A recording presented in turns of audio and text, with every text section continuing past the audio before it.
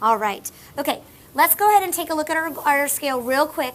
This is a scale that we have used before, asking and answering questions such as who, what, where, when, and why to make sure that we understand all the key details. Okay, and the last time we did this scale, we talked about how to get to a level 4, which is to use inferences. So that's what we're really going to focus on today. We're going to be using inferences. So we've got this poster here. Let's talk about what inferencing is. Let's just remind ourselves. Donovan, can you read this for me?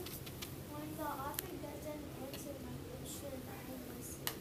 Very good. So when the author doesn't answer my questions, I must infer.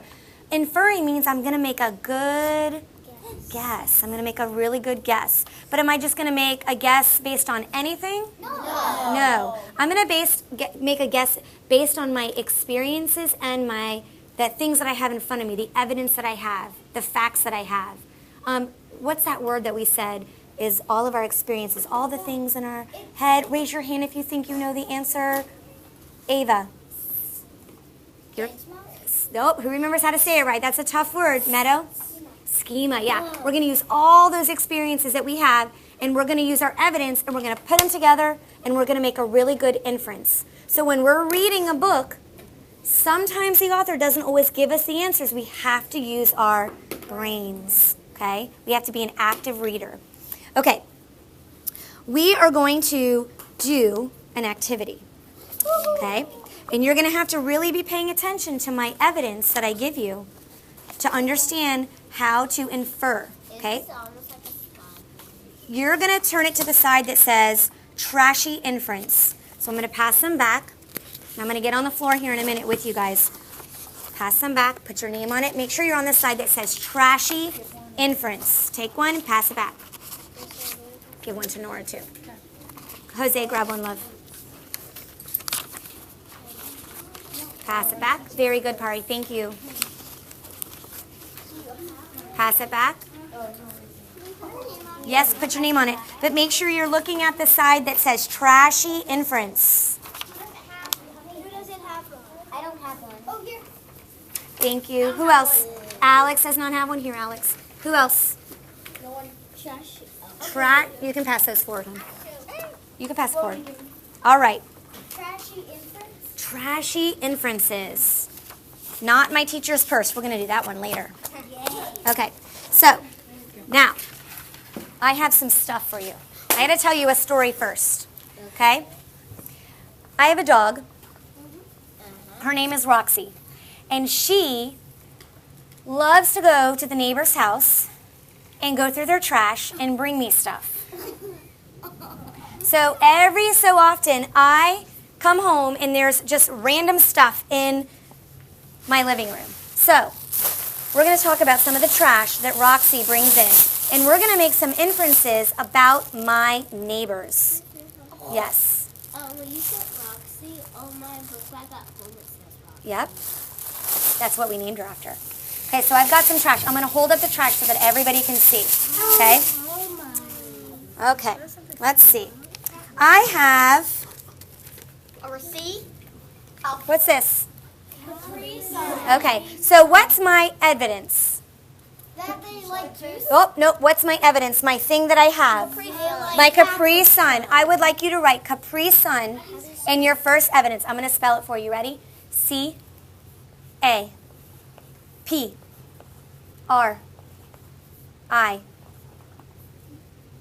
And then sun. And do I mean the sun like I have two suns? No. S-U. Thank you, Pari. S-U-N. It's up there on Capri Sun. Okay, what do I know about Capri Suns? Raise your hand. What do I know about Capri Suns? Just in normal day life, what do I know about them? They can cool you off. But why do people drink them? Because they're flavored. They're good flavors. Christian? Because they're thirsty. They're thirsty. They're refreshing. They're refreshing. Who usually drinks Capri Suns? Raise your hand. Who usually drinks Capri Suns? Jose? Kids usually bring, you know what, parents might, but I think most kids like Capri Suns. Do you guys put these in your lunchbox sometimes? Yes. Do we know people that put them in their lunchboxes? Yes. And they're usually kids, okay? So our schema is that kids like to drink Capri Suns. That's what we know. That's our using our brain. So in your schema, we're doing this one together. You're going to write kids like or kids drink. You can say Capri Suns. Yep. Yep. You could say juice box if you want. Yep. Because remember, schema is all that good stuff that we have in our brain. It's like almost like our common sense. All those experiences that we have. We've seen people drink these. You see people drink them at lunch. Yeah. And got lemonade. DRINK. Yeah. There's lots of different flavors. That means to say like kids kids. Like kids drink, or you can say like. What's in that bag? I don't know. We're going to find out in a minute. There's other stuff here. We'll have to find out. Miss Ray, I didn't look through it. I just made a collection. Miss Ray, how your dog isn't feed.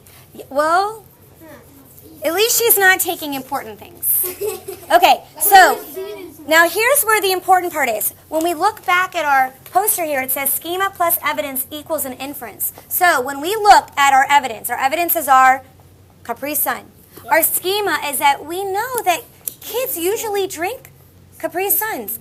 Raise your hand. Can somebody give me an inference about my neighbor? What do we think we might know about my neighbor? Grace, they have kids. Write it down. They have kids. They have kids. And if you don't spell it right, that's okay. Spell it as best you can.